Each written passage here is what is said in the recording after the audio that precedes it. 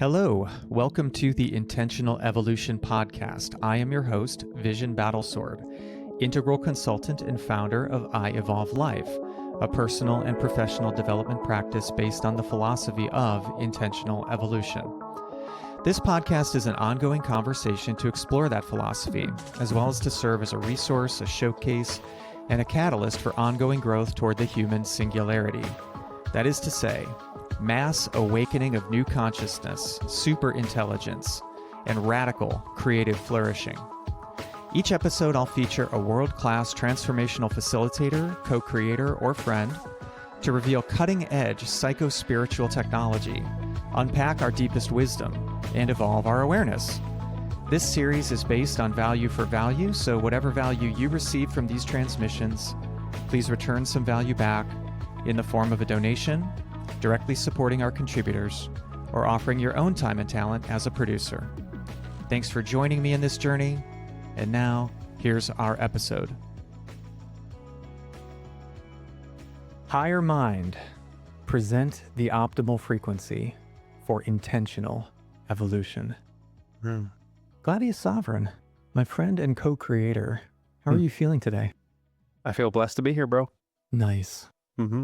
I feel very grateful to have your presence and to have the opportunity for this conversation, which I, as you know, have been waiting for a very long time.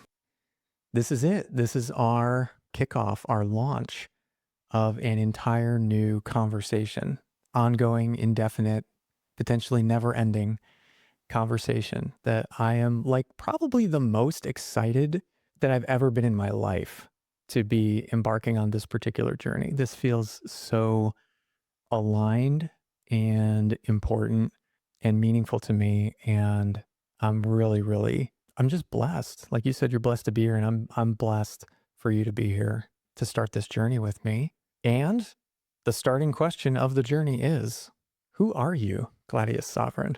Wow. Okay. Wasn't expecting that, but here we go. I subverted your expectations. You did. Now it's time to exceed them. Well, I am increasingly disidentifying from every single concept and definition that I previously used to define myself by. So I don't really know how to concretely answer that question. But what seems to be true to me is that I am awareness and I am having an experience. And I've legally never changed my name to reflect the change that I decided back in November of 2022 to change my name from Nicholas to Gladius, but people now know me as Gladius, and that's just how I introduce myself everywhere. And I create stuff that I like to create. It's pretty much that simple. And I'm known for creating different things like music and art and the sovereign mind method and stuff like that. But I'm fascinated by this topic of intentional evolution. And I've created tools and systems that aid human beings in intentionally evolving who they are, at least at the level of their belief system and their identity. And I'm excited to discover all of the different crossovers, applications, and expansions that come through this conversation of the many different dimensions in which a human being can choose to consciously and intentionally evolve who and what they are. Who are you? Why are you asking me this question? Who are you? So what was that phrase? I just want to make sure I didn't miss that. What was that phrase that you said initially? I am awareness. Was it perceiving or experiencing? I am awareness experiencing. I'm awareness and I'm experiencing. Nice. I love that. Yeah. That is so on point for intentional evolution, at least as I understand it. So that's a super good start. Thank you for asking about me. And by the way, badass name, bro. I mean, like, takes one to know it. Exactly. As one would say to the other. Badass name. My name is Vision Battlesword. And I was also not given that name on my birth certificate or by my parents, but it is also a name that I chose for myself over a long process of inquiry, if you will, and exquiry. And I am an intentional evolver. I'm a creator of ideas and thoughts and patterns, theories and frameworks that I apply to improve my own experience of this reality, of this life, and share those with as many people as I can. So you are, if I may say so, the creator of the Sovereign Mind method, which is, well, I won't say what it is. I'll let you say, but I am the creator of I Evolve Life, which is a suite of, let's just say, offerings that have been extremely meaningful to me and that I hope will be very helpful to others as well. And so now I will reset your expectations by saying that the beginning question of this conversation, this ongoing conversation, is what is intentional evolution? Thank you. Well, I want to break down each word and start with intentional. I deeply appreciate the ancient Toltec perspective on intent and think that that perspective of what intent is highly relevant. So I'll describe it as I understand it. Intent is universal life force energy that is being consciously wielded and directed towards a specific purpose or goal.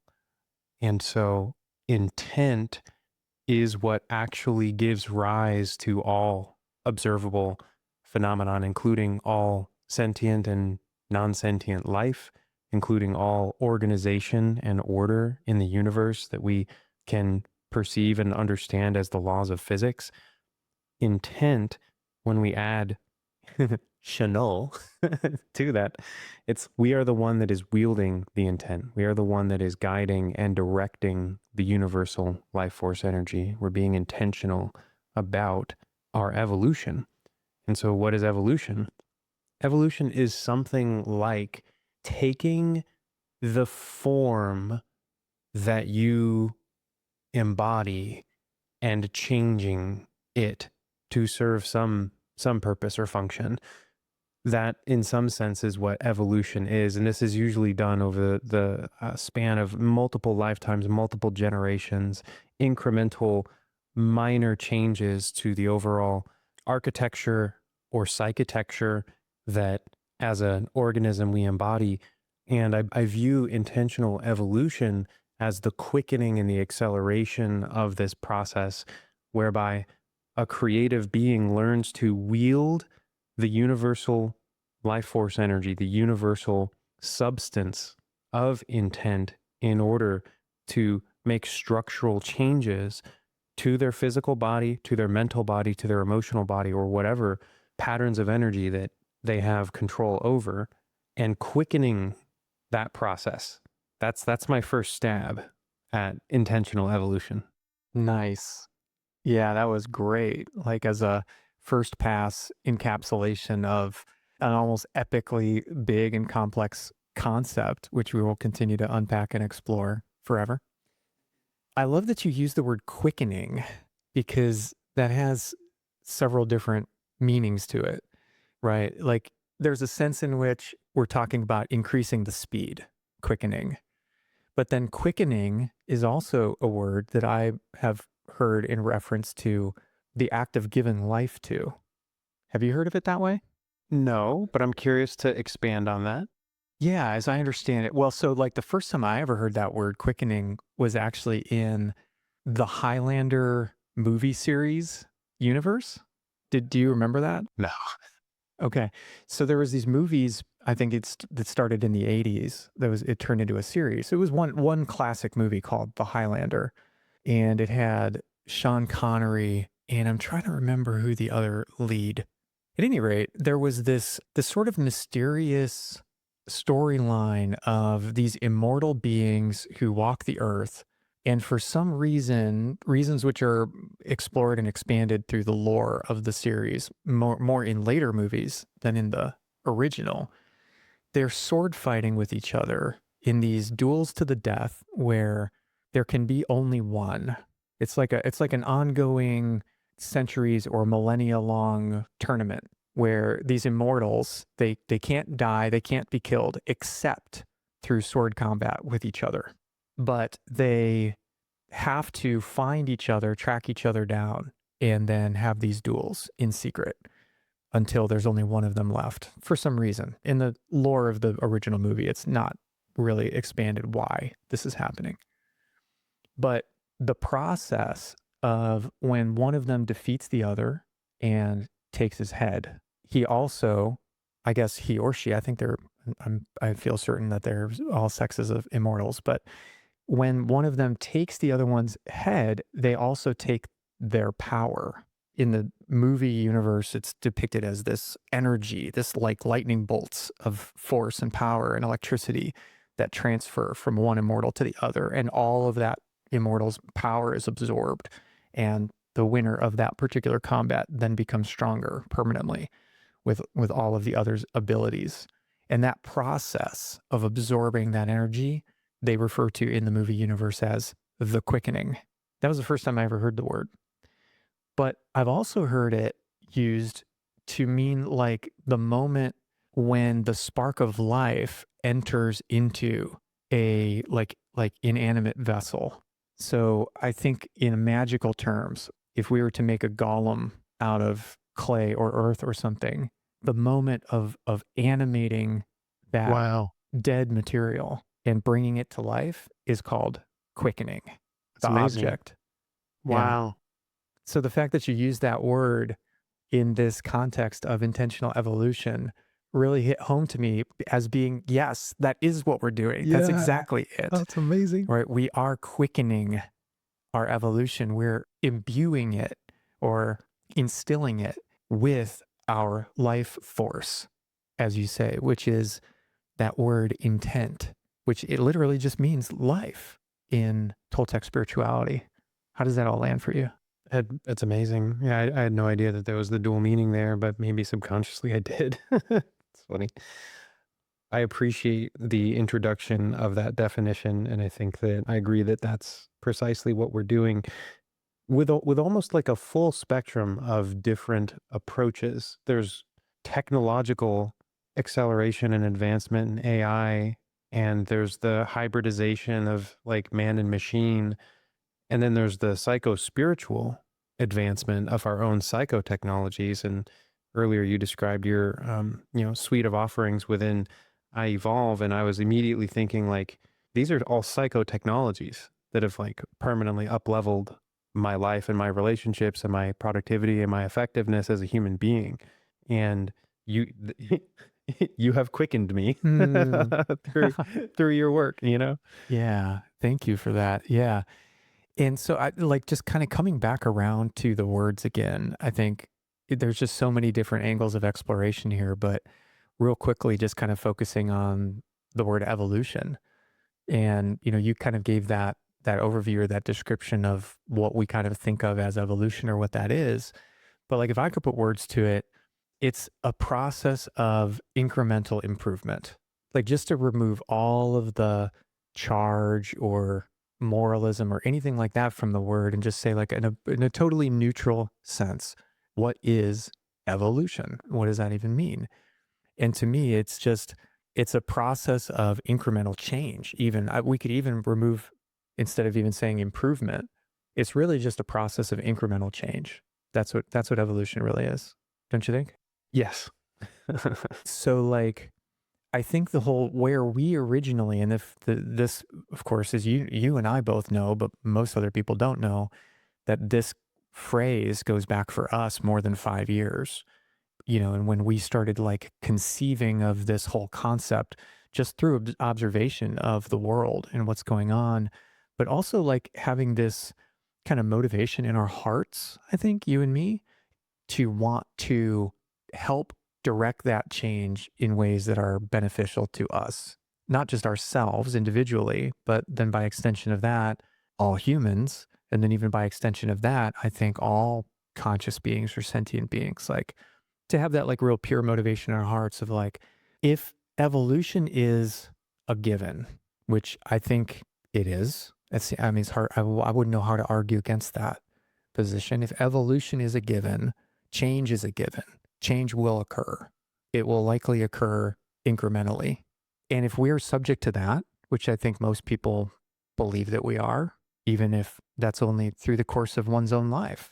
The evolution of our belief system, the evolution of our skill set, the evolution of our capabilities, our bodies, even in this life, in one single human's life.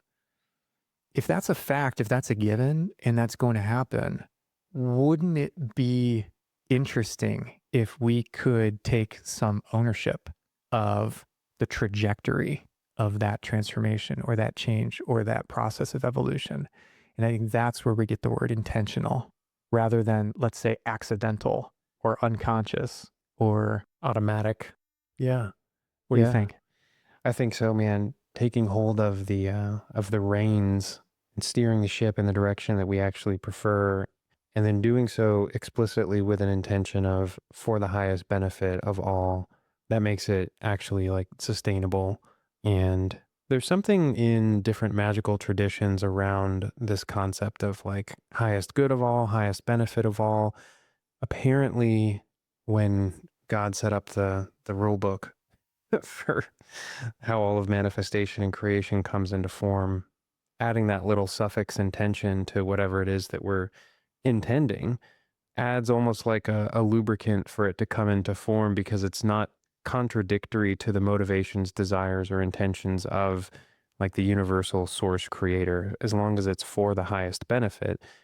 And bringing this back to intentional evolution, there's a lot of people out there who I think want to evolve human consciousness in directions that ain't for the highest benefit of all, that are self-serving, charitably, and even detrimental, harmful, seeking to play pretend as God without doing the necessary inner shadow work to evolve to a place where that would not be immediately horribly self-destructive for them.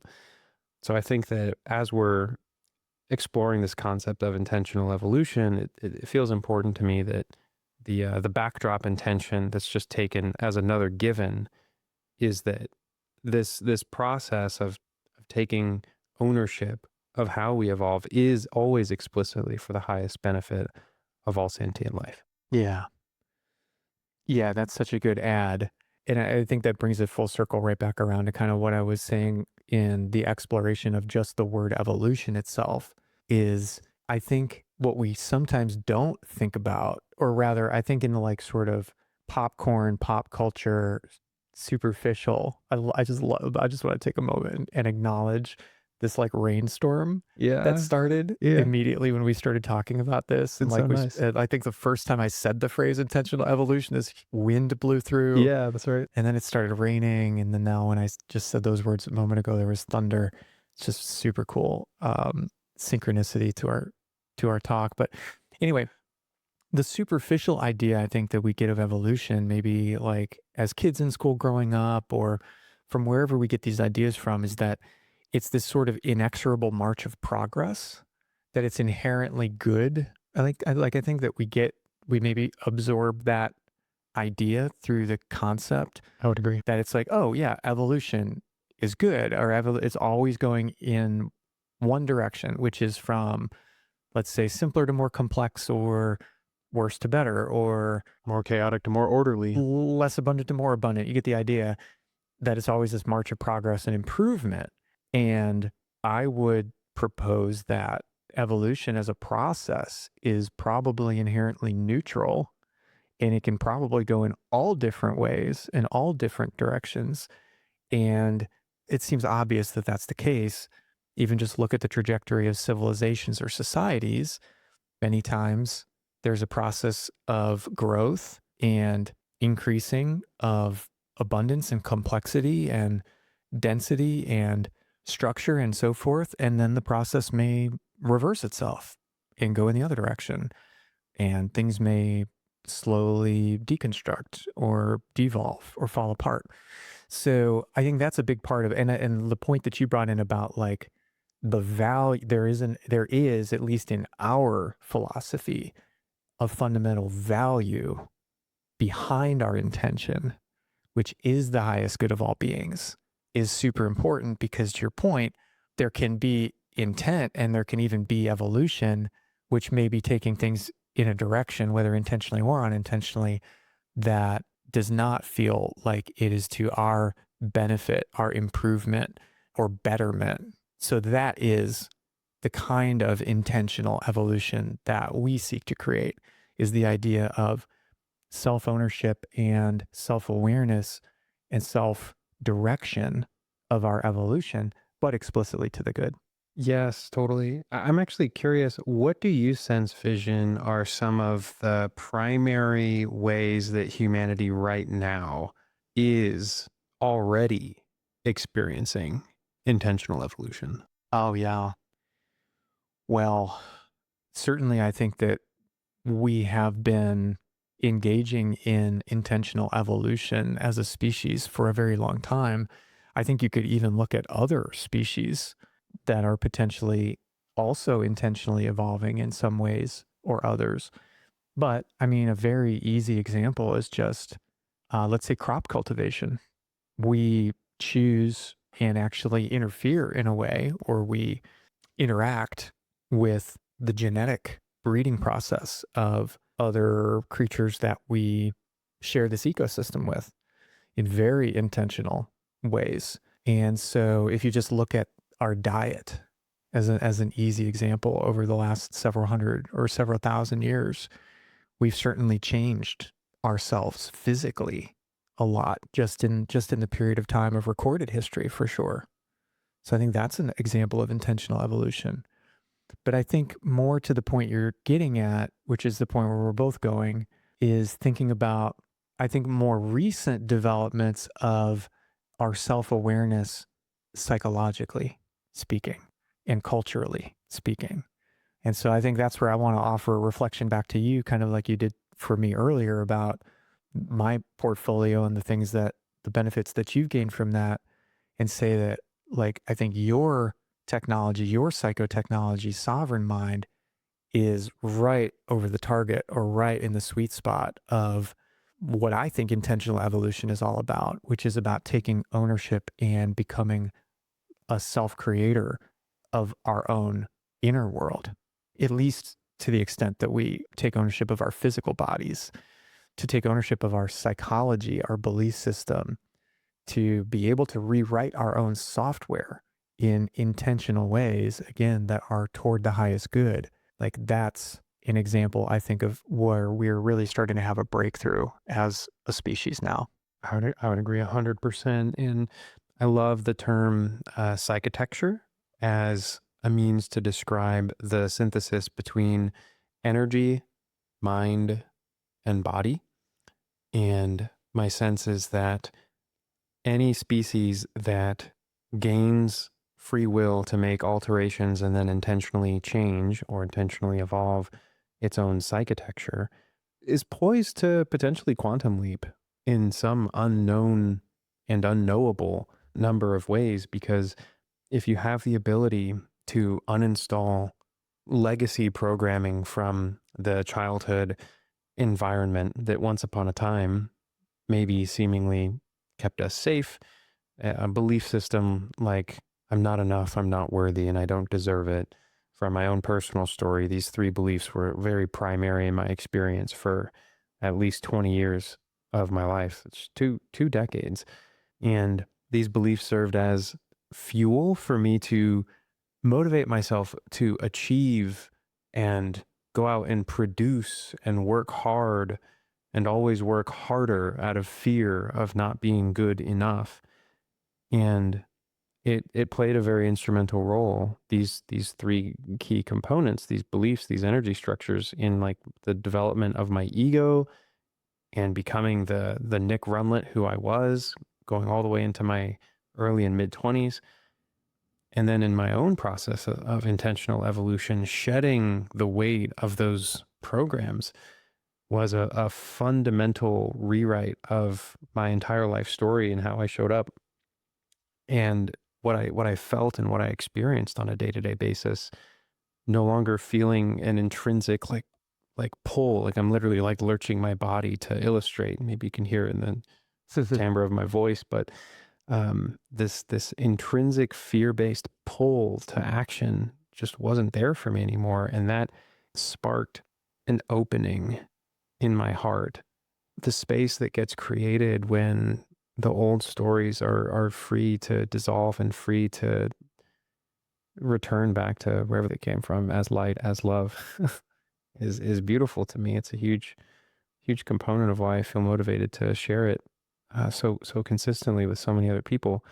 And to me, the advent of these technologies entering into public consciousness, openly, widely distributed, freely even. You can go on YouTube and you can see live demonstrations of the sovereign mind method and the rapid rewire method and mind shifting and identity shifting. And you name, there's just dozens and dozens of these psychotechnologies that are now just like permeating the veil of the matrix.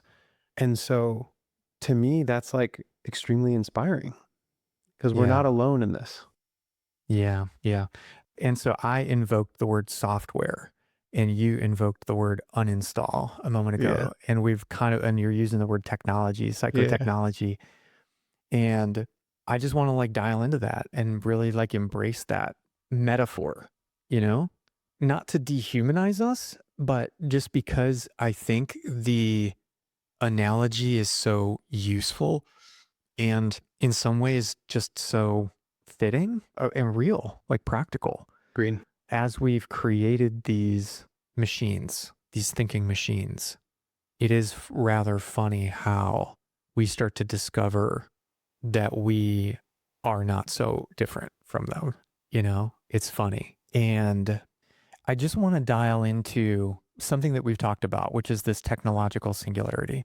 Because what you're saying about the proliferation of these new technologies and how much access we have to them now and how much potential there is for our new kind of psychotechnological practices to quicken us or for us to experience that quickening and become intentional of our evolution resonates for me very strongly with Ray Kurzweil's concept of the singularity with artificial intelligence, which I'll just recount very briefly.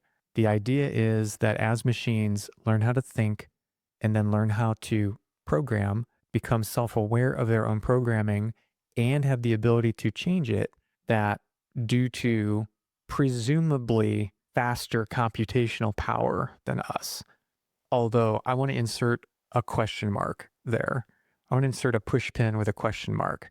It certainly seems like interacting with computers that they can calculate and process certain types of information a lot faster than we can. I mean, what an LLM or a so-called AI model can do when you ask it a question, seemingly scouring the entire body of human knowledge on the internet and providing a very relevant, intelligent sounding set of data back to that question is extremely impressive. And it doesn't seem like or feel like something we as humans can do.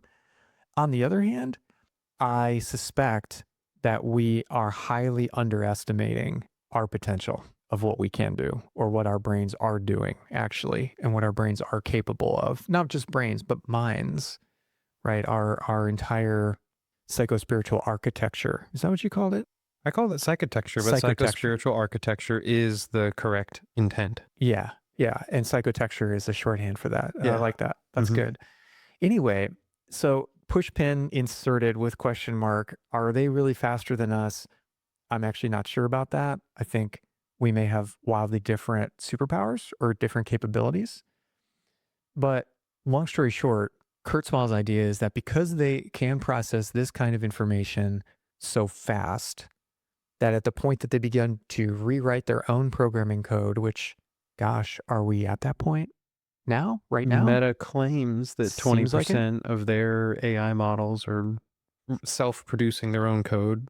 So we're getting there, apparently. Yeah. And there comes a tipping point where it becomes a runaway exponential process, meaning the machines are self-reprogramming in an iterative way, thousands, millions of generations per second or something like that, and then explode into superintelligence, which this moment is referred to as the singularity, maybe as a reference to the collapsing of a black hole. when that critical mass is reached. Also known as ASI, artificial superintelligence. Right. So Kurzweil has his own reasons for thinking that will happen and even wanting to create that moment and being excited about it. The point that I'm making, though, is taking that technology analogy and reflecting it back on ourselves and looking at the fact that we also, like our minds, our psychotectures, seem to be pretty information based. And information is extremely malleable. It's not surprising, like, to learn that we can start to discover these latent, hidden patterns and programs, beliefs, memories of experiences, and all these sorts of things that we have, and that they're expressing themselves in our day to day experience all the time. And that when we change those underlying beliefs or patterns or thought processes, that our experience changes dramatically or drastically.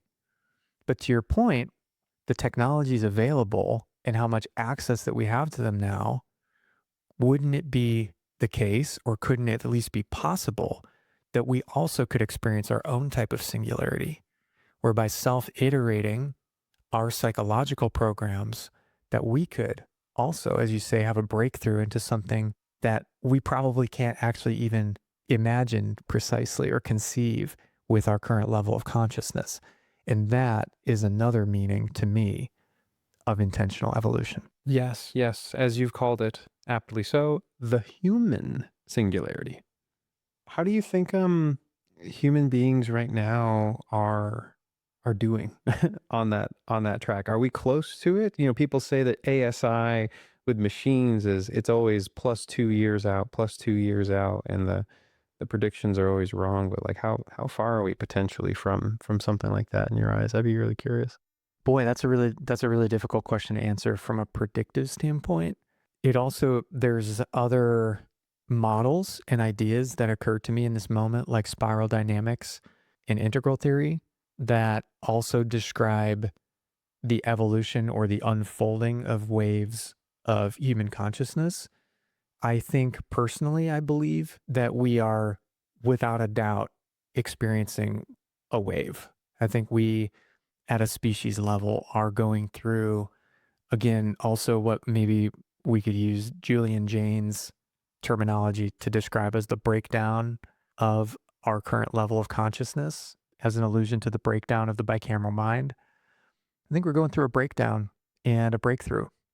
But I think what's unique about this moment is the level to which we now have the capability to become intentional about how that breakdown, breakthrough process plays out. But I think it's happening over the course of these next 5 to 10 to 20 years. We, hopefully you and me and many other people, but whoever those people are, let's say a generation hence, looking back on this time, will probably be looking back on it with a different kind of consciousness. That's my opinion. That makes sense to me. And a thought occurred as you were speaking, which is, I'll just describe it through the allegory of Jesus Christ, the human, who apparently, through training and working with different teachers and masters and his own practices, whatever those may have looked like, acquired a consciousness in his lifetime that was extraordinary and quote unquote far ahead of his time. And that one individual had such a quality of consciousness that it became hyper relevant and salient within the human story for thousands and thousands of years. And so I wonder if it's possible that the human singularity may not require, it may happen in tandem with, but it may not require a mass evolution of human consciousness into the ascension into the next wave. But there could be the possibility of just a handful of individuals who, through whatever means, acquire a different form of consciousness that then enables that form of consciousness to sort of broadcast or emanate into the collective psyche or the collective unconscious in totally unpredictable ways. And so maybe it doesn't have to be a mass like pop Mm, into the mm. next wave. Maybe it's yeah, just a handful of individuals. So I just thought that was an interesting thought that Yes, I think for sure that will happen. Yeah, that makes sense.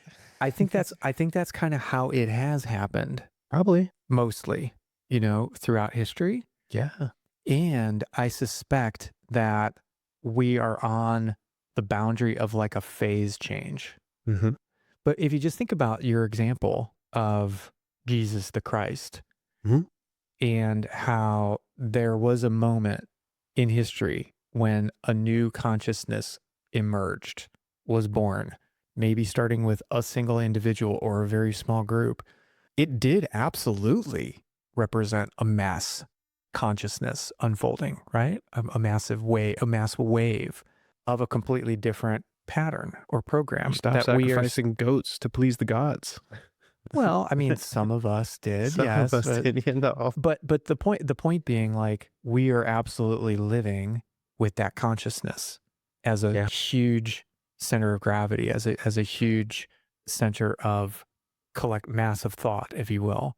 Today, it worked, It right? Is the worked. point, Yeah. and that has happened many times, and we're sort of living almost like with layers of an onion, or all of those phases are still present with us. And also, there have been some times in history, if you believe the work of, for example, Julian Jaynes with the bicameral mind hypothesis, there are also certain moments throughout history when there's a bigger wave, if you will. Or you can also take it from spiral dynamics, or integral theory, both the state change or the phase change that happens between tier 1 and tier 2 of consciousness, meaning there's a collection of consciousnesses or patterns, worldviews, value systems, lots of different ways you can call it or think of it, but they're all of a kind. They're different from each other, but they're similar in a particular way, a kind. And then there can be a wholly new kind that comes out and creates an entire new paradigm where several consciousnesses can coalesce. I think that's where we're at. I think we're on the cusp of something even bigger than Christianity or a major religion. I think we're on the cusp of something more like what some people think may have happened between, let's say, 5 and 12,000 years ago, where a completely new kind of human emerged that we would look at almost as an alien in thought. Do you mean that as in the human species of 20,000 years ago would look at the newly emerged version of 5,000 years ago as an alien, or something else? Just want I to make mean, sure they I track. both would look at each other across that gulf as almost unrecognizable, even though we may look very similar in physical form. And even like, let's say we could speak the same language to each other. Nonetheless, our thought processes would be so based on a fundamentally different psychotexture Yeah, that I it already would see be that happening. exactly, that's my point, Yeah, that it yeah. would be it's like far beyond even two people trying to communicate across cultures. It's more like two people trying to communicate across species, is the point I'm trying to Yeah, make. I see that. I want to unpack that a little bit. Please do. Okay, so a couple of the ways in which I can see that already happening is like people who are aware that everything is energy, but go beyond the mere awareness of it and are living a day-to-day application of it. So there are people right now who have a level of awareness of like, I'm hungry, I eat food, I play more video games, I go to work, I come back, I eat food, I think thoughts. And it's like non-derogatory sense, it's very mundane and it's repetitive, and there's no impetus for evolution within it. It's very self-contained, and it's very like secure and stable in its own structure. And then I see people who are literally on a daily basis interfacing with their higher mind and doing different energetic practices to like summon or download energy directly from source to acquire new knowledge, information, abilities, to physically heal their bodies and purge their bodies of the uh, apparent endless troves of suppressed and repressed emotions in they're literally like operating from a core fundamental difference in paradigm. One group, the first group, believes that their thoughts are real, are true, and actually make a meaningful contribution to who and what they are. And whereas the latter group seemingly apparently views thoughts as sort of like just an impediment, just a distraction from the core essence of awareness that is how they derive their true identity underneath the ego mind's thought system. And if you put these two groups of these people in a room, one is like sensing energy and in continual awareness of their own soma, of their body, and of the emotions and sensations and belief structures that are being activated in real time. And the other's just there chilling. The other's just like, that guy looks cool. Let's talk. And I'm a little bit envious of that group. I want to know what that's like because I The think chillin' group? the chilling group. Yeah, it's so simple. Interesting. It's so simple. I'm a little envious, in a sense. Mainly just because sometimes I grow tired of processing energy in the field of my awareness, but that's my own limitation. I see. Okay. I was trying to follow what you were saying there, and I wasn't actually sure which group was which group I'm a part of. But so from your perspective, there's almost like a burden of consciousness, which is the requirement to actually like process all of the incoming sense data through this, sort of like I'm getting a sense from you. Correct me if I'm wrong. I'm trying to pick up the gestalt, if you will, or like the sense impressions of what you're saying. That it's like there's a heaviness to this big filter or big processing engine that consumes all of this energy to try to process what the reality, like let's say that's coming into or through our awareness all the time, and quote unquote make sense of it and make meaning of it. And how do I categorize this in my belief system? Where do I put this information?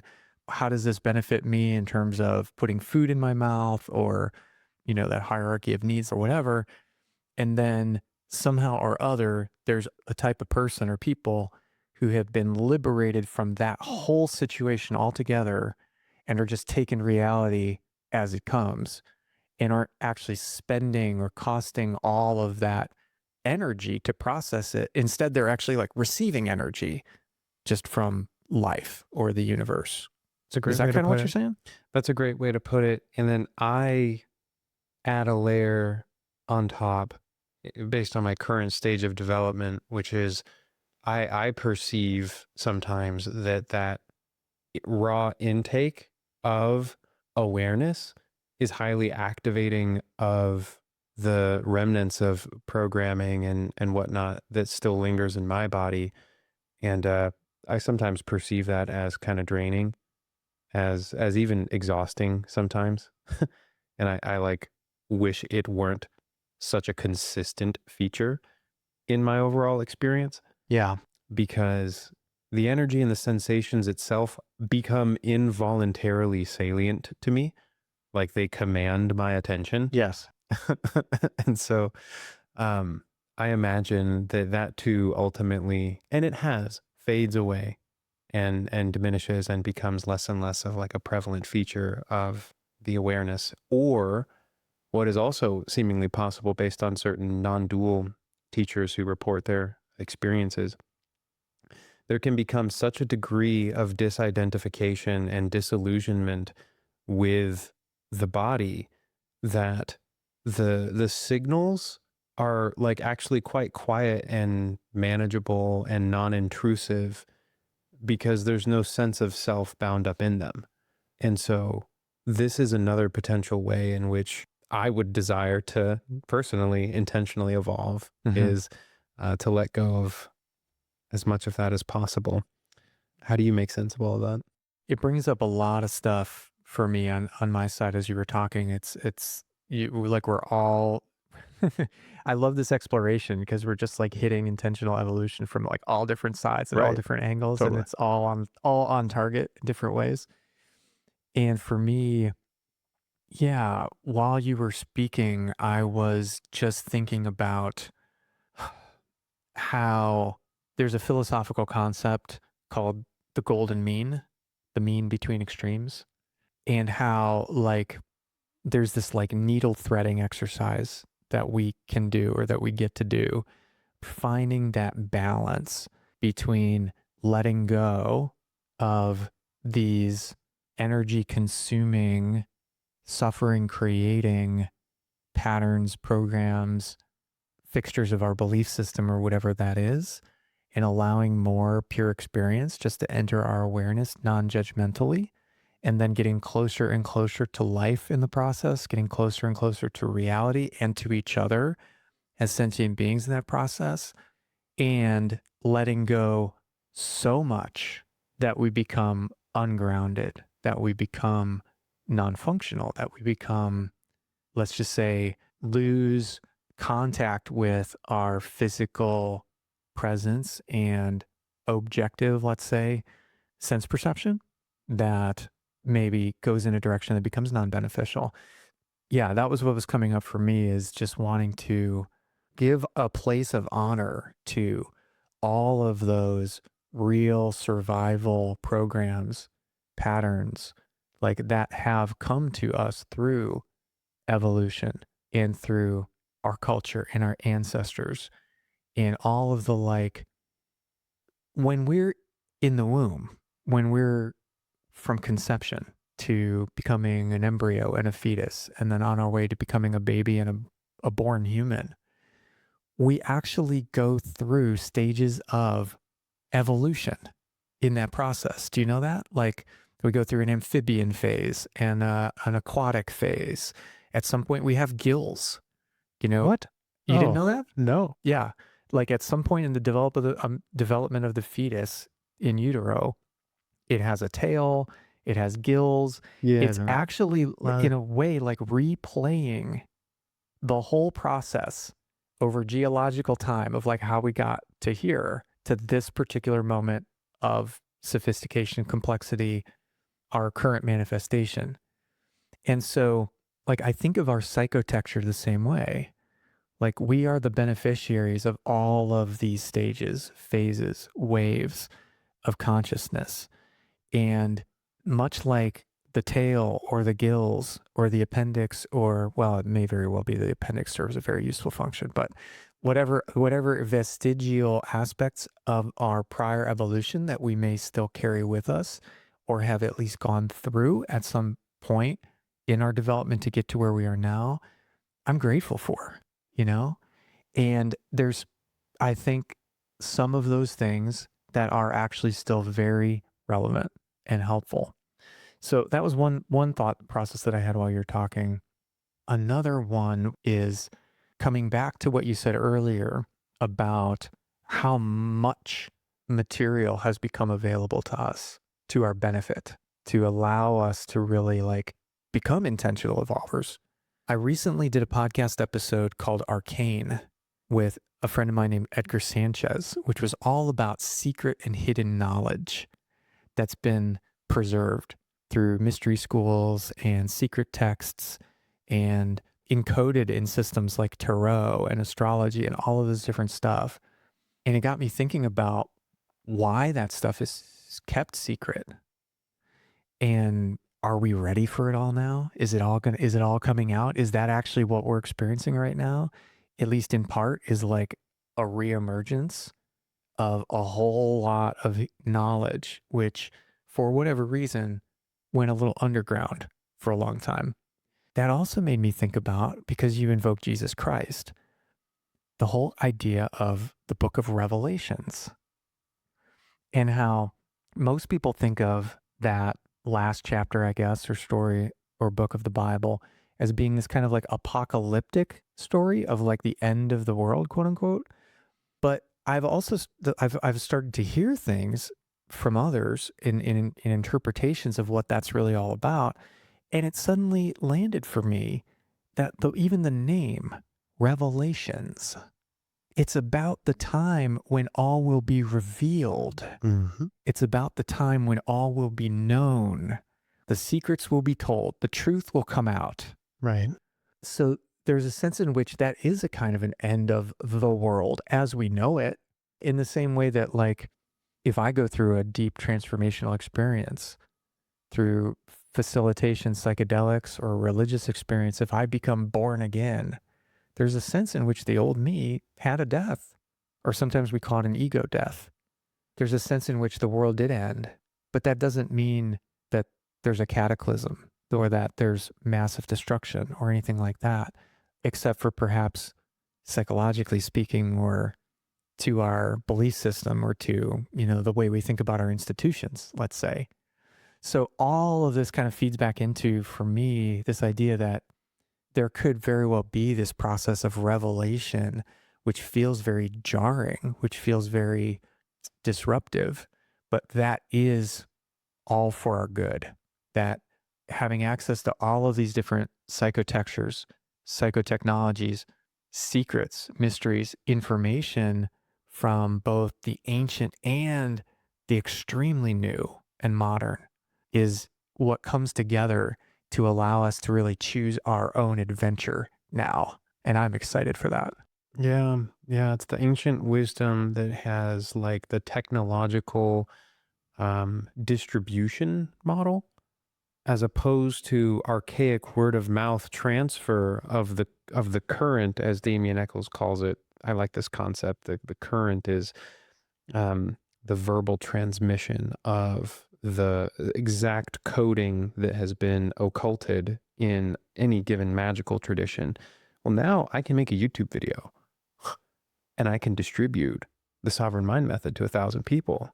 And that has never been possible before. That's a huge function of that, the wave in consciousness, just like crashing through the old paradigm. I'm curious how you see intentional evolution playing out in your personal life. I didn't realize you were going to be the interviewer. Yeah. I was going to be the interviewee It's a little bit in about this conversation. I would like to ask you some questions too, great to give you I a welcome chance to flesh some things out. that. How do I foresee intentional evolution playing out in my own life? Very beautifully, very carefully. I've seen intentional evolution playing out in my life already for many years before I even had a name for it. I just had an intuition of what was happening. But in general, for me, the idea of intentional evolution is tied very closely to integrity. For me, it has a lot to do with taking my own medicine in, all the senses of that word, living in alignment with all the best psychotextures that I know of, and really choosing to lean into them and embody them for my own benefit, as well as an example.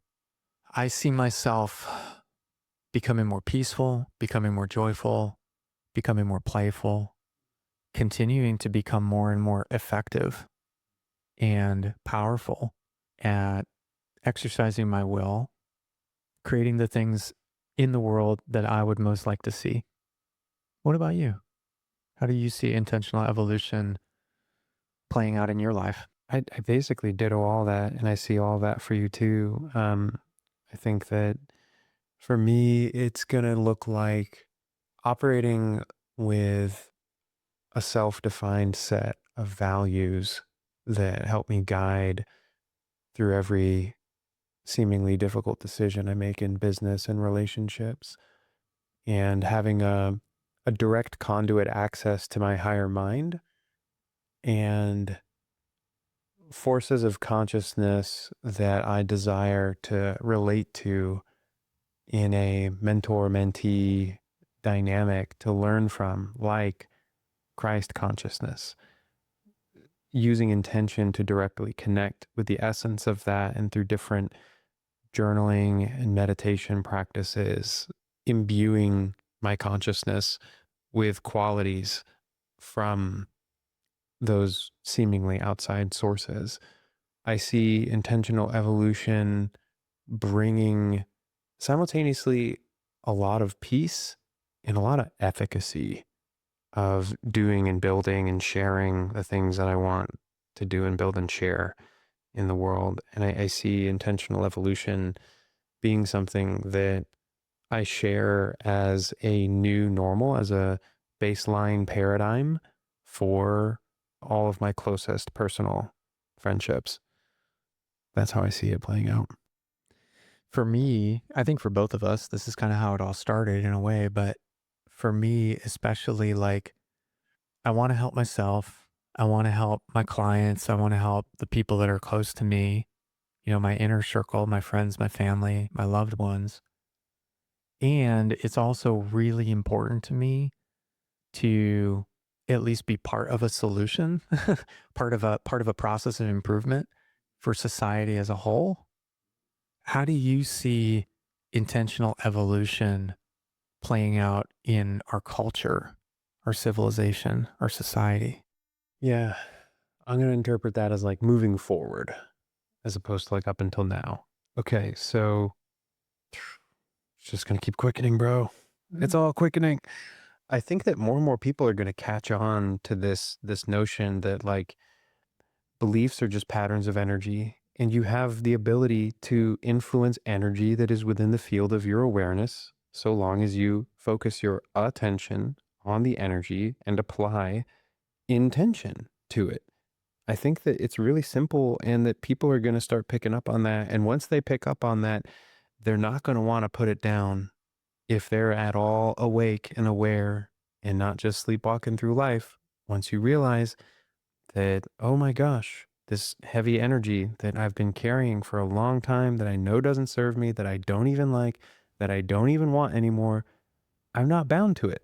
I don't actually have to carry it indefinitely. I can at least let that go. And then it doesn't show up as a negative function in my life anymore. Holy crap.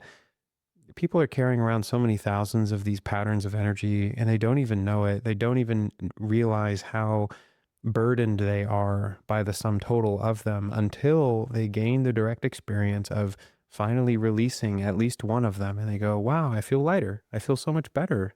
And wow, synchronicities are happening at an accelerated rate. And wow, I'm not triggered in the same way as I was by that old not good enough or that old unworthy or that old not deserving, whatever that case may be.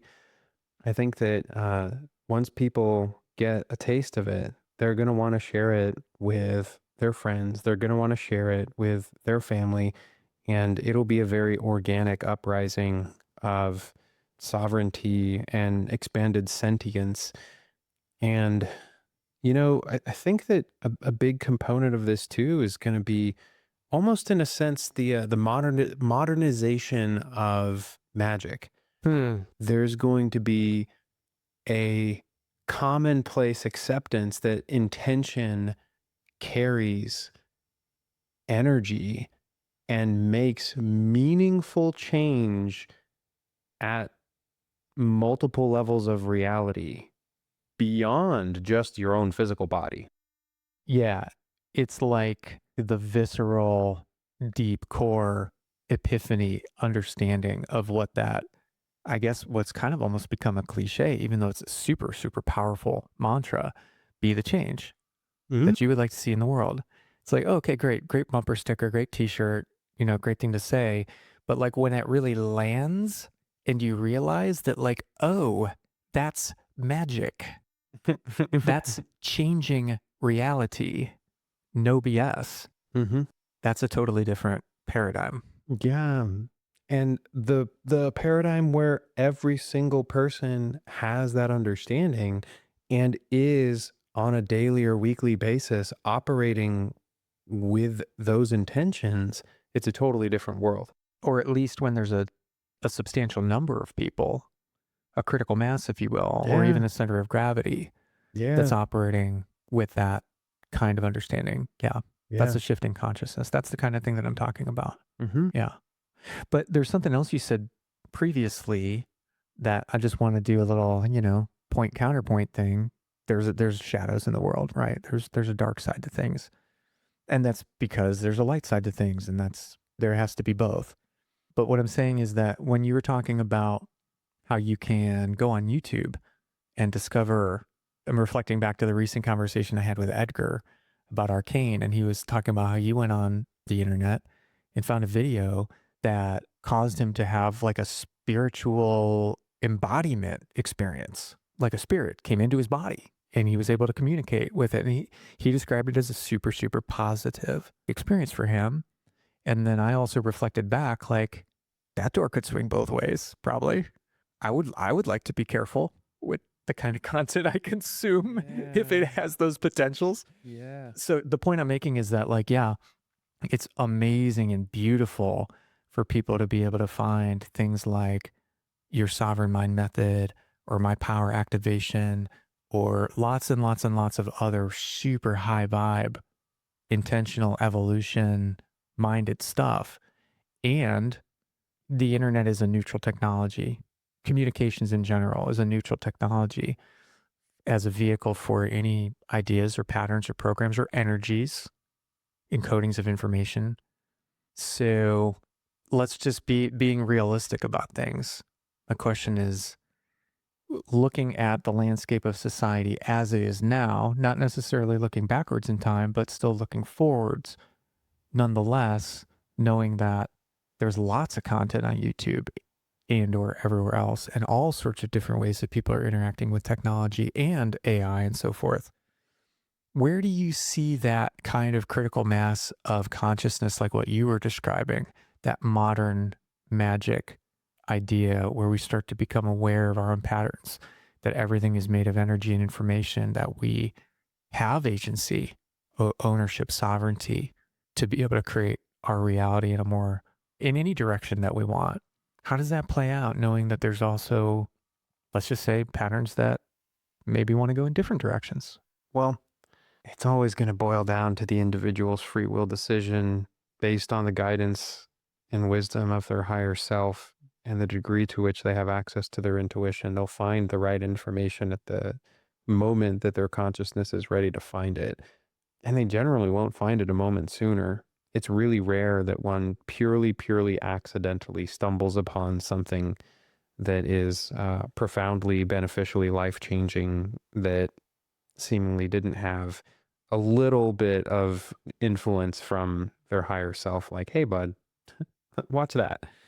Knowing that there's an information landscape out there that's full of landmines, and even if it wasn't full of landmines of people who are like poisoning the well to some extent, just 90% of the information on the internet around limiting beliefs is either counterproductive or like feel good junk.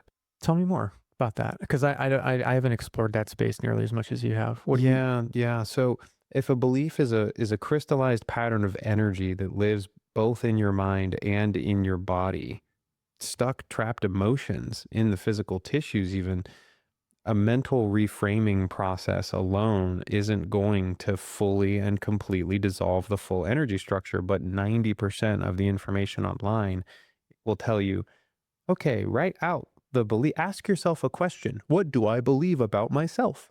That's like not helpful for finding a limiting belief that is causing a specific unwanted circumstance, but it'll at least give you some interesting intellectual popcorn. I believe I'm a man. I believe that I'm someone who likes coffee or something. This is really interesting to me. I want to dissect this. Yeah. Why does that not work? Well, I'll keep describing briefly that, okay, you found a belief I'm not good enough. How do I process that belief? Number one, challenge it. Ask yourself, is that true? And you answer, no. End of process. Do you feel better? Uh, most people, most of the time, will say, marginally, yes. And then they'll go on and wake up the next day and they'll have that same sense in their experience. And that sense will persist for the next 20 years in their life, even though they know that it's not true, because beliefs can exist independent of whether or not they map onto the truth. And in my perspective, no belief is actually the fundamental truth. The best that a belief can do is accurately map onto the truth. You might carry a belief, for example, the sky is blue, but in truth, there's no such thing as a sky. That's just a definition that you paint on top of the raw sense data of look up, what do I see? I see big, vast blue space. blue is a definition. It's not actually blue. If you look at it, it's really not blue most times. And it's not blue most times. Most times It changed color. So the belief, do you believe that the sky is blue? Yeah. Well, you're wrong. That's This is not great. true. No, this is really fun. Yeah. So like I love this specific investigation that we're doing right now. I want to like take a minute and do a little bit of a deep dive right here, because so here's what I want to do. What we've discovered right now, like at least I want to make an analogy to what we're looking at right now, coming back to that idea of thinking about our belief system or our entire mental landscape, our entire psychology, if you like, as software, like an operating system for a computer. Yes. And these beliefs we might think of as programs or applications that can be installed and run on the computer. Sometimes applications run in the background and we don't even see them on the desktop. In fact, if you open up the task manager, you will see that you have 10 to 20 to 30 to 50 times as many applications running in the background that you're not even consciously aware of. Whole tons of background processes, if you open up your task manager on your computer, that you'll see that are not actually visible to you as windows on the screen or anything graphical, right? So if we take that analogy back to what you're just saying about the belief system, and then we're talking about a kind of a very, let's say you call it popcorn, or, we might say like just a very superficial way of thinking about beliefs and how to clear them, which is, let's just say, what do you believe? Okay, well, I guess this is sort of like querying the computer, like what programs are running, but how does the computer know what information to return to you, right? If you give the computer a very vague instruction, it might just show you the blank desktop and say, here you go. Yeah. Oh, you said programs are running. This is what I got.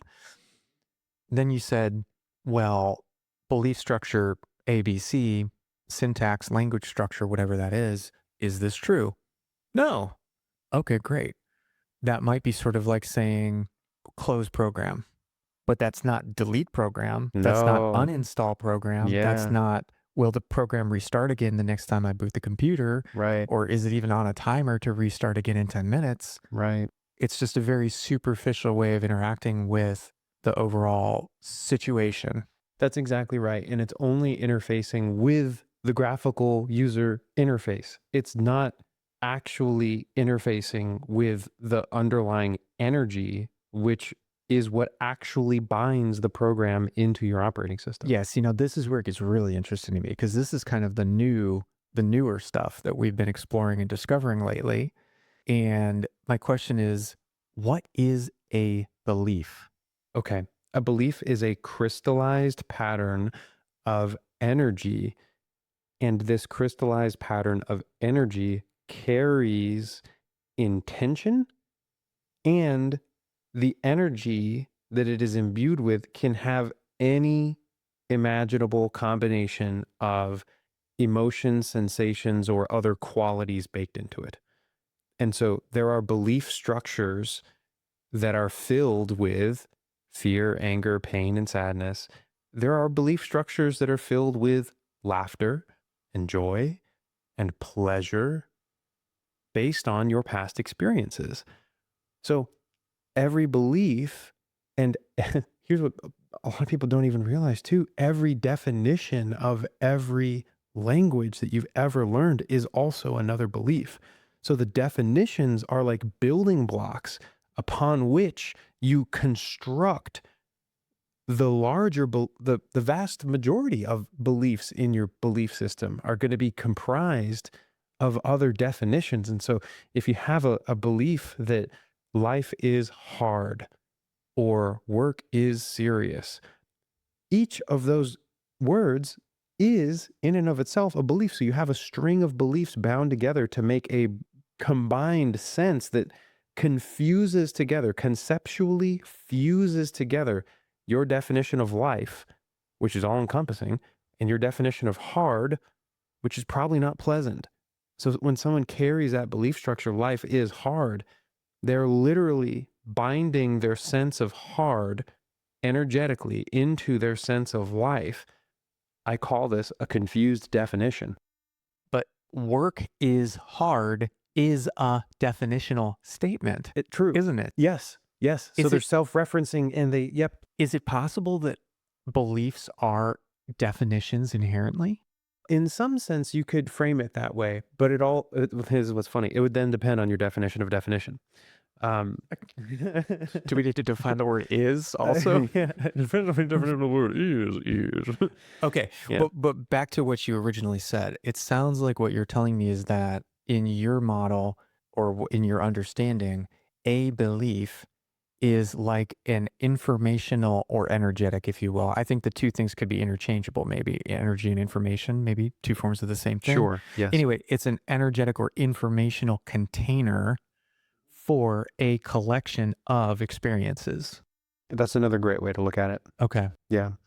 And it contains information from those experiences, and that container evolves through time the more experiences that you have. Yeah.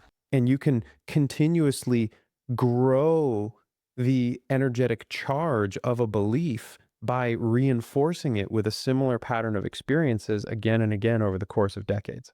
To me, I've never thought of it in these terms until just now, but it sounds like you're describing a very elegant and sophisticated database. Mm, yeah. Yeah. And when I had a conversation with our good friend Vic, which the topic of the conversation was belief in and of itself, we got to a point after exploring it for over an hour, we got to a point where we were starting to realize that belief is what gives structure to reality.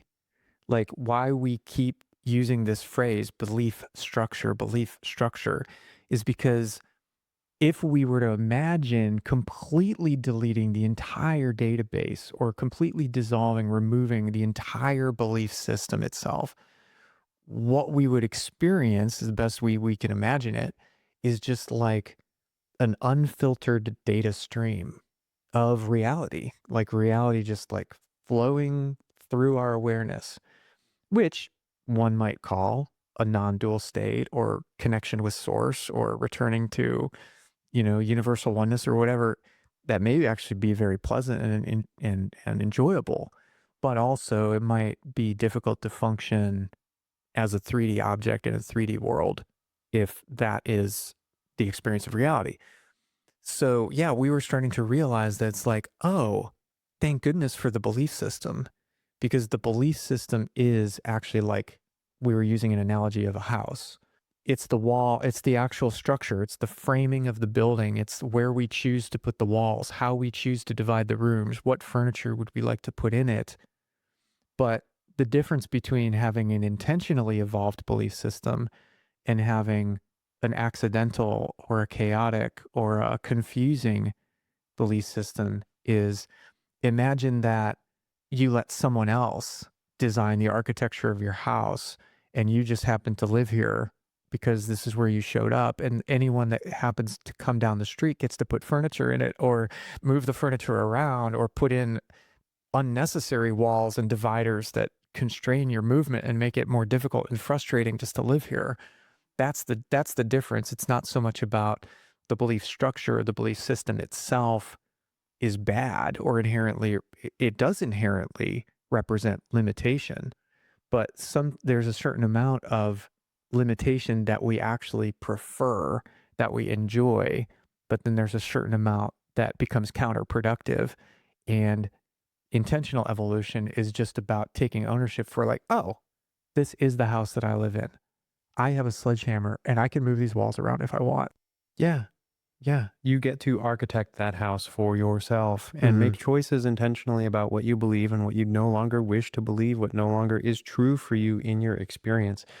If you carry a belief, I am not enough, that will feel, look, and seem and sound true and real to you every single day, right up until the moment when you finally choose to let it go. And then you realize that, oh, what I perceived as a wall blocking me off from the beautiful balcony that I've secretly had inside of my consciousness the entire time, Mhm. what I perceived as a wall was never actually there. It was just waiting for me to walk through it. Mm. And then when you do, you get to reap the rewards of actual sunlight reaching your eyes, reaching your awareness without the veil of that illusory perception in the way. Sometimes the walls aren't even solid. They're just holograms. They're just holograms.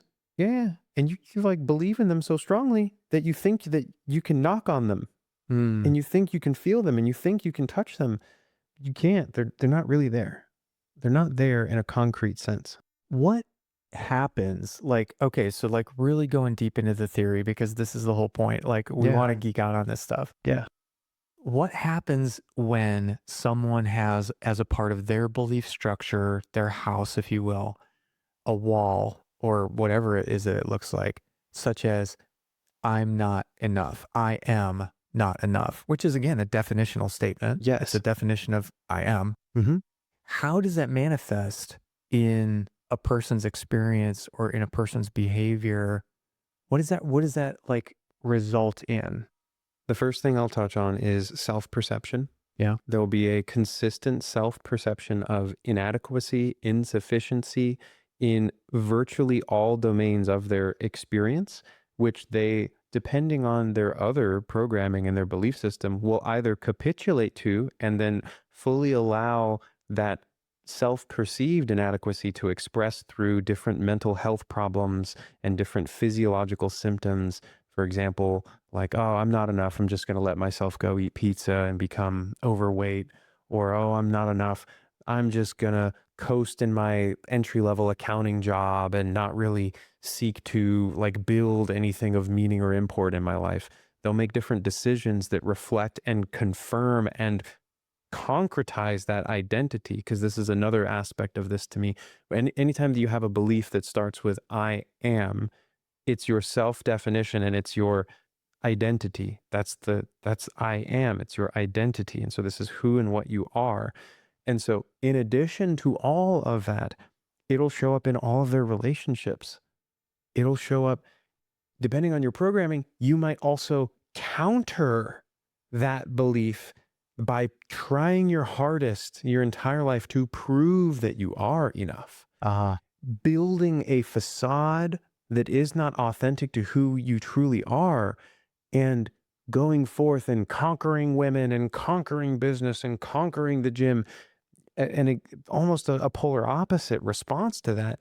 But it's fueled by fear and it's compulsory and you have no control over it. And so even if you create beneficial results in your outside world, all coming and stemming from that core belief that I'm not enough, it'll never be satisfying. Oh. From an evolutionary perspective, why would a belief structure such as I am not enough, I'm not good enough, or something like that, why would something like that develop? What is the survival value? Because I mean, that's at least my, I'm sure that it could sometimes be the case that we pick up beliefs that are just purely not to our good. But I think much more often, the vast majority of time, whatever it is we have in our belief system served a purpose somehow at some point. How does something like I am not enough at some point in someone's experience make sense and have value for them? Totally. Okay, so I'll give an example in a story. There's a little girl who's 6 years old and she just spilt milk on the floor. And her dad is looking in her eyes and about to scold her. He feels anger in his body, and the child is very sensitive, and she can feel and sense his disappointment, his anger. And she didn't mean to, she didn't intentionally spill the milk. She was just excited about her coloring book and flapped it against the glass and it spilled all over her dad's watch or whatever. And so he's all frustrated and pissed off. And she is experiencing this anger and she's afraid. She's experiencing his anger, her own fear, and seeing the sense image of father's disappointed look and eyes. And this is all coalescing together. And in that moment, the child asks a question: why is this happening to me? What does this mean? Why is this happening? What did I do wrong? It must mean I'm not enough.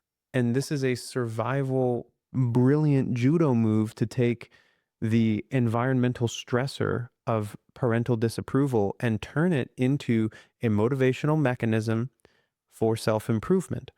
So all of the fear and anger and all of the negative emotion of that experience then gets bound up into this program, which says, I am not enough, therefore I must get better. I must be better. I must do better moving forward. Hmm. And it serves as that motivational fuel for that child to continuously assess the environment, self-assess. Am I meeting the requirements of this household? Am I satisfying the needs and desires of my father? And it will forever blind them to perceiving reality clearly, because the answer will always be, no, I'm not enough. I must, now become a straight A student in order to appease my father.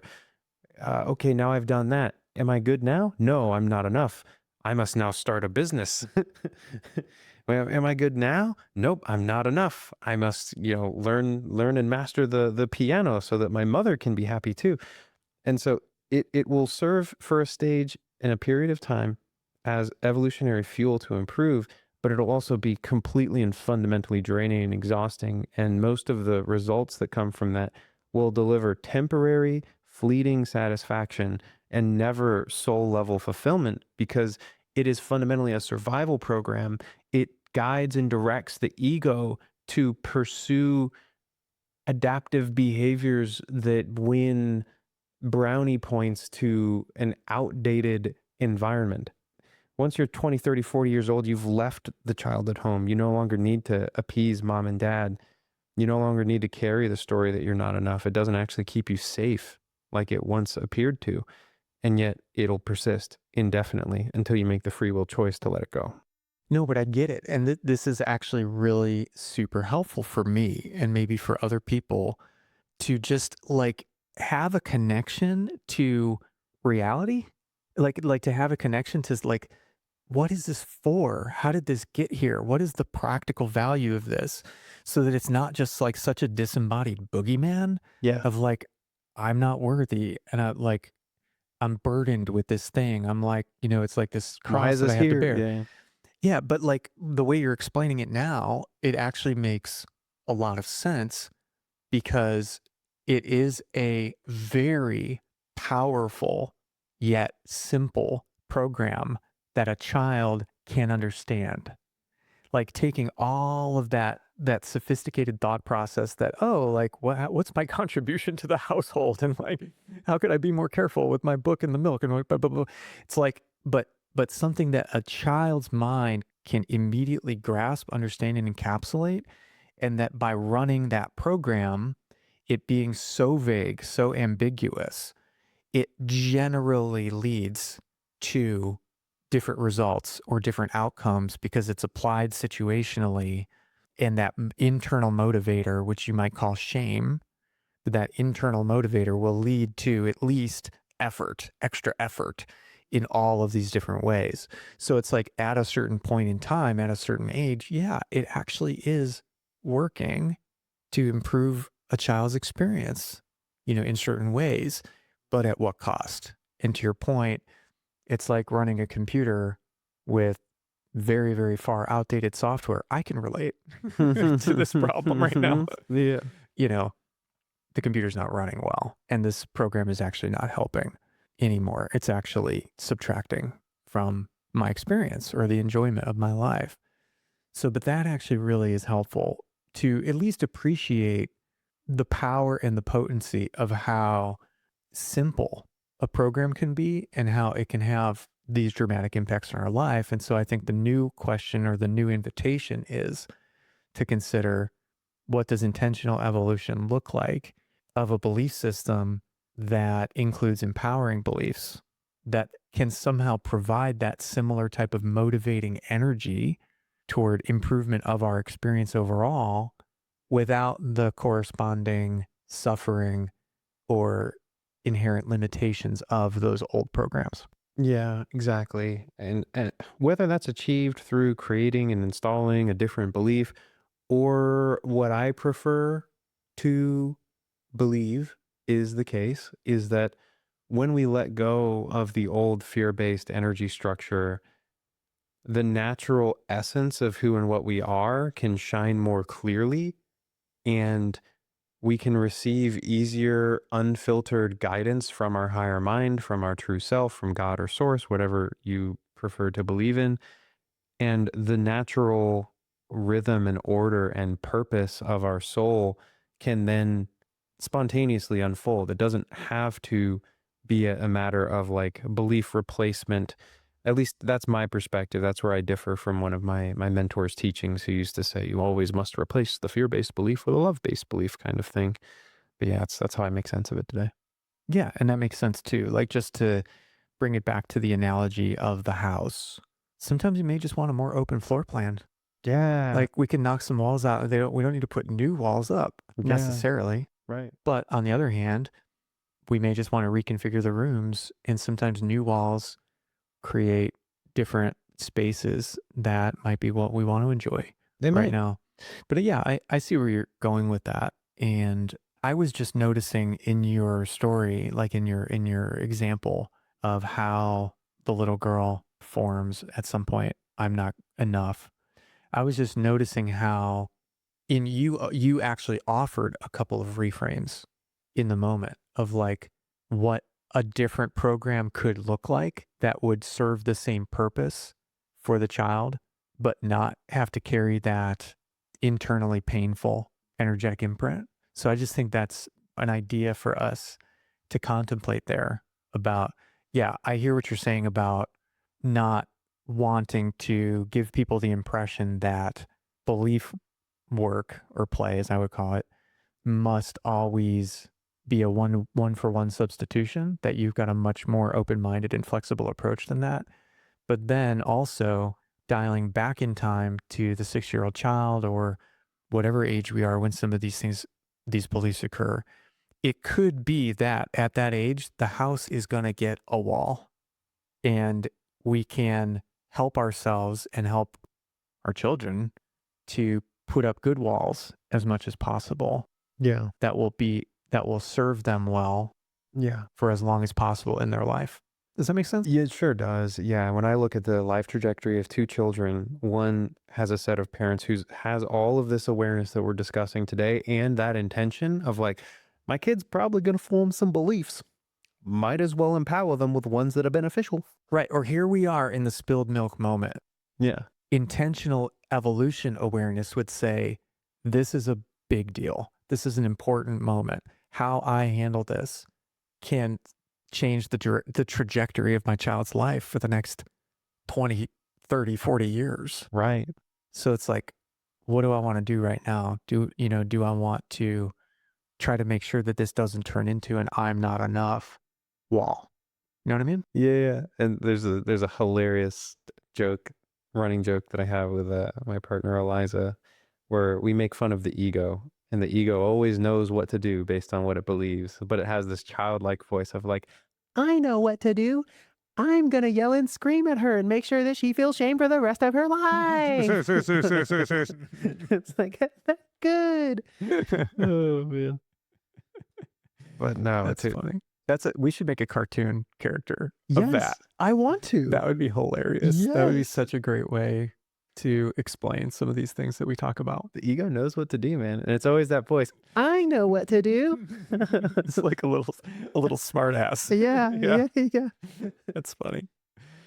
Oh man, this was fun as heck. Yeah. Is there anything else on your mind right now that just feels really juicy to include as our first conversation ever on intentional evolution?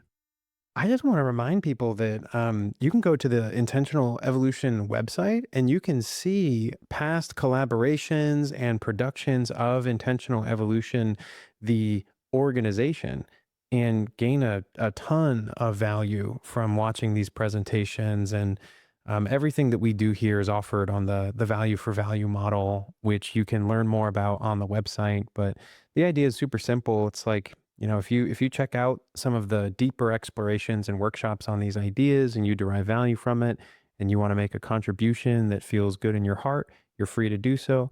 We really appreciate you. I appreciate you big time for listening to this production, and I trust that you gained some value from it, some perspective, and hopefully a laugh or two along the way. And I'm just really grateful, Vision, that we kicked this off together.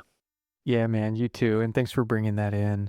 You know, the idea here, I mean, correct me if you think I'm wrong, but, or if I'm speaking out of turn, but like the idea here is like 1 + 1 = 3.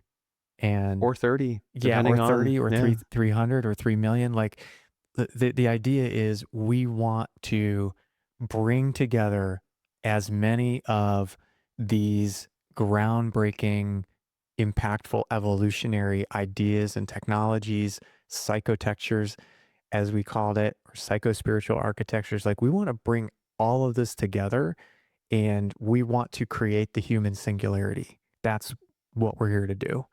And we, deeply believe that we can collaborate together in joyful, playful, reciprocal, value exchanging ways where we're all just getting better together and improving in the directions that we would really like to take our own evolution. So that's what we're here to do.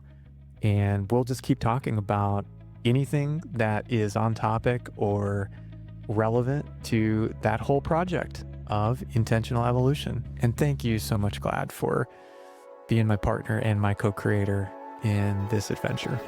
Evan, yes. Love you, man. Love you too. Thanks for joining me for Intentional Evolution. If you'd like to support the show, there's a couple of ways that you can do that. One is to connect with me directly. I'd love to start a conversation with you if you're interested in any of my offers, or if you'd like to be a guest on this podcast. Visit ievolve.life, L-I-F-E, and drop me a note or book a call with me to connect. Another great way to get involved is to attend one of our live events. Visit intentionalevolution.live, L-I-V-E, to see details about our upcoming and past events, register to attend an event, and gain access to our ever-growing archive of materials and resources. Also, don't forget to check the links in the episode or the show notes for ways to connect with and support our guests and contributors. Thanks again, and I'll see you in the singularity.